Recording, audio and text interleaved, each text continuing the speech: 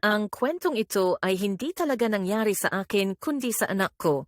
Noong grade 2 pa siya, nagkaroon sila ng Boy Scout activity sa school nila. Pangalanan niyo na lang ang anak ko na si June. Bali 2 days and 1 night lang naman ang activity, kaya pinayagan ko siyang sumali sa events na ito. Isinagawa ito sa kalapit na probinsya sa isang lumang campsite. Pagkatapos ng camp, sinundo namin siya sa school nila. Yung school bus nila ang huling dumating dahil nasiraan pa ito papunta sa school. Noong dumating na ang bus, agad akong niyakap ng anak ko at sobrang saya niya dahil marami daw silang ginawang activity. Habang kinukwento niya ang mga karanasan niya, may isang babaeng galit na galit sa isang teacher kasi nawawala daw ang anak niya. Sa madaling salita, naiwan ito sa campsite. Ang pinagtataka ng mga teachers, tama naman daw ang head counts nila ng mga bata sa bus.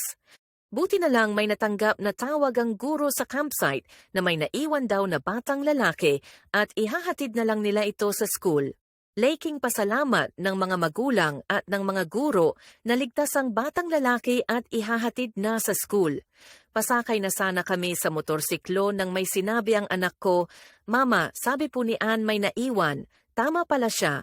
Nagtaka ako kasi Ann ang pangalan ng babae, ngunit walang Ann na pangalan sa mga gurong naka-assign sa kanila, kaya tinanong ko siya sino si Ann.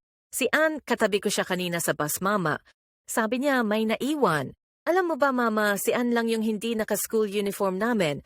Tinanong ko siya kung ano ang hitsura ng batang babae na si Ann. Sabi niya naka-school uniform lang daw ito pero hindi uniform ng school nila. Nagulat ako sa sinasabi niya kaya noong nasa bahay na kami, nag-message ako sa guro niya kung may Ann ba na batang babae na kasama sa bus. Sabi ng guro, walang Ann at walang babaeng scout na sumali sa event. Habang pinipilit kong intindihin ang mga sinabi ng anak ko, bigla kong naalala na may nabasa akong lumang artikulo tungkol sa isang batang babae na nagngangalang Ann. Nawawala siya noong 2018 sa mismong campsite na pinagkampan nila. Hanggang ngayon, hindi pa rin siya nakikita. Tumindig ang balahibo ko at naisip kong baka nga si Ann ang nakita ng anak ko.